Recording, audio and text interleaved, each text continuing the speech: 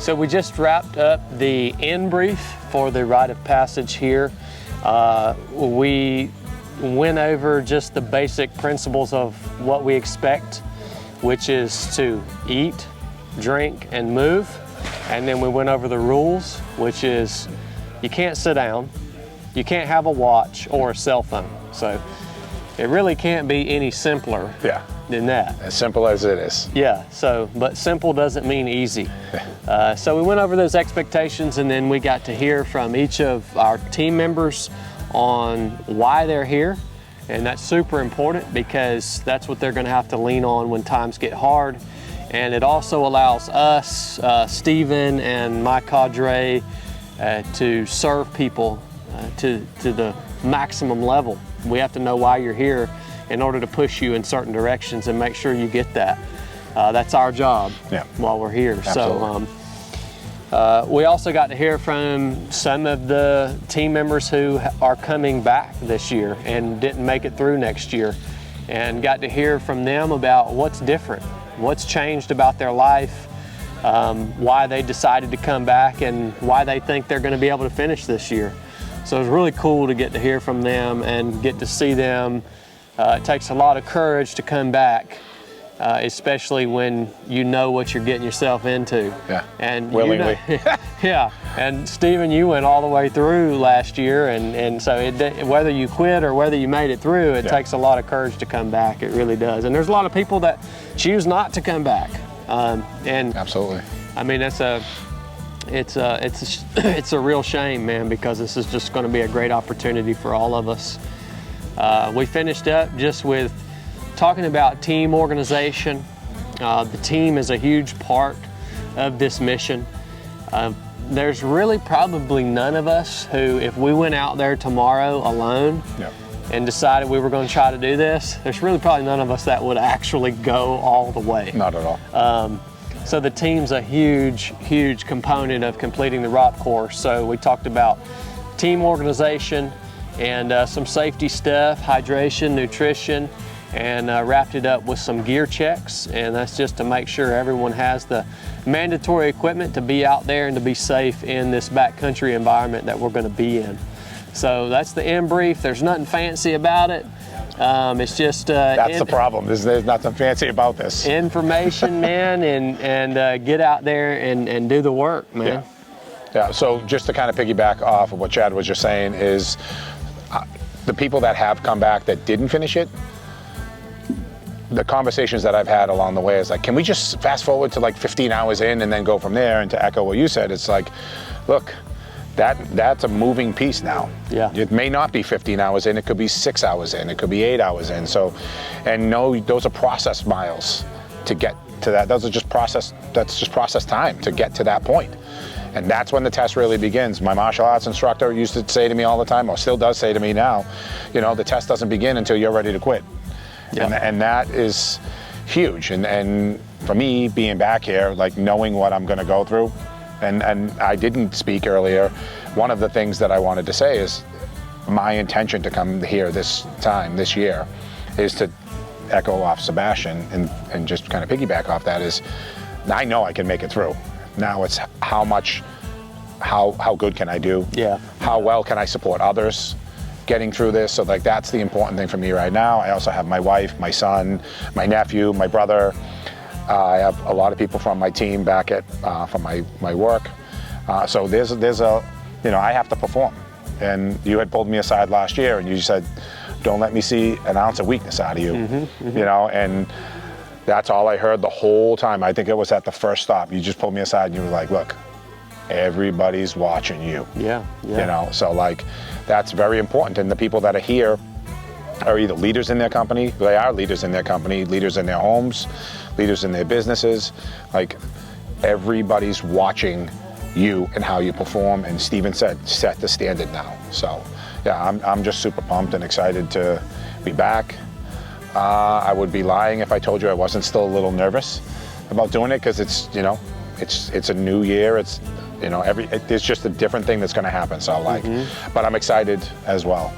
You know, so I'm excited to see what what happens. So yeah, there's always unknown. that's It's that's the thing with this is every time we get to do this together, it's going to be a totally different mission with different challenges because you have different people, right? And we're different people, you know. And it never disappoints, though. That's the good part about it. It never disappoints. I love when you say that because it doesn't. It doesn't. It's the simplest thing. Just keep moving. We ain't sprinting. Yeah. We're walking. And you just got to keep moving forward. That's it. Like it's as simple as it is, but yet it's the most. Last year I just said I don't think I ever want to come back here and do this, and here I am again now doing it with my wife, my son, my brother, my nephew. I'm just excited to do this again. Me too, man. Me too. Just to be back here with you guys. So I'm pumped for the opportunity. Yeah, this is going to be fun. Until we hear Sneaky Snake. Well, now there might be more surprises this year. Oh boy, here we go. You know, the course continues to evolve. Every year, yeah. And what Chad was talking about earlier is the why will get them through, and every one of them will given a wrist guard so that they can write their whys down, so that they don't have to think, they just have to just look down as they're walking to just make sure that it's top of mind. And they can't change it. Yeah. You know, they're going to think about it tonight. They're going to put their whys down on their wrist guards, and they're going to look down. And those people are counting on them to complete this every step. So, yeah. What are your? Do you have any predictions? Because you know, there's only ever been one ROP course team. With 0 quitters. I know. Only ever one in the history of the ROP course. Do you have any predictions? So we're starting out with a team of 18 teammates. Yes. Any predictions on what we're going to finish with? Our intentions is everybody to complete this. 100%. That would make my day. 100%. And everybody, and I'm sure everybody starts this off with the same mental state. Well, that has to be the goal. Yeah. Like it has to be the goal to okay, let's start this with the intention of getting everybody through it, right? I mean, we all know, because you guys interact with each other on a regular basis with Trades Talk. You know where the weak links are, but that's actually a huge advantage because you guys need to start really encouraging and taking care of those individuals really early on, right? And I'm counting on the people that didn't complete it last year to be able to speak life into the ones that may have second thoughts of not finishing this. That's a huge asset. Because like they said, they've been thinking about it for basically 365 days till we're back here this year. Well, that was powerful when they shared that, you know, just a minute ago. I mean, I don't know how anybody else could have listened to what those guys said. Yeah, it's moving. And not been like, whoa, like I don't want that to be my whole next year. Like, you know, that was really powerful that they were able to share that and bring that to the team for sure. Yeah, that's Rob, Steve. You know, they just, you know, even us completing it, like you said, it pays to be a winner, and it's like it pays to break their chops too when they didn't complete it as well. Yeah, so, but it's fun. We're gonna have a good time, and expect the unexpected is what I told everybody. Just expect the unexpected. So. It's the best time. It's the best time, man. It's so simple. No everyone's like, what do I expect? I said, go in with nothing. Go in with no expectations. Just go in and go. And see what happens. Yeah, because when you go in with expectations and then all of a sudden you decide to take a left or a right, and like, wait a minute, we're supposed to go this way, that's when things start to change because expectations are set in. Just go in empty and just kind of let God lead us where we're going to go. You know, I mean, we could walk around in circles for the next 24 hours.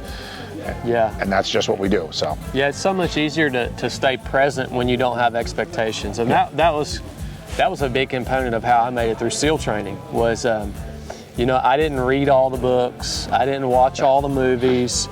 I literally went in exactly the way you're talking about. I had 0 expectations, other than I knew it was going to be hard.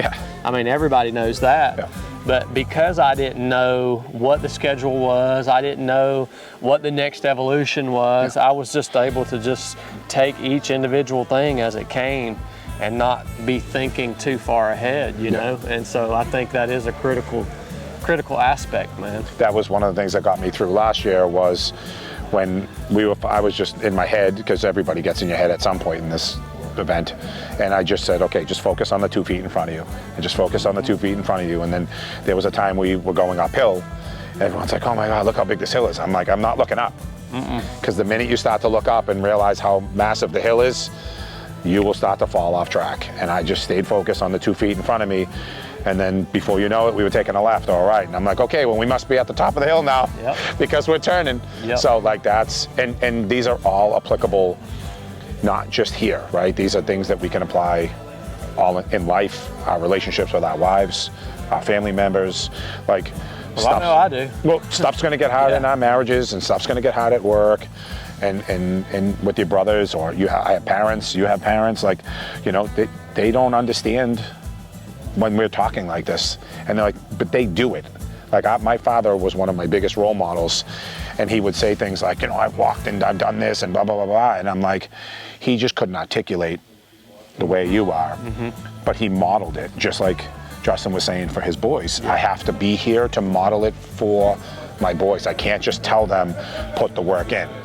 Because that's how all human beings learn, is by modeling. Like, you'll be bouncing back and forth between both squads, and I'm like, man, how does the heck does he do it? You know, it's conditioning.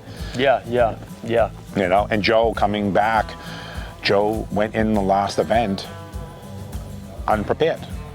And that's what he said to me. I was unprepared. And I will never be unprepared again. And like, you know, like you were saying, just watching him talk about not finishing and then being super prepared. I mean, he lost 40 pounds since April.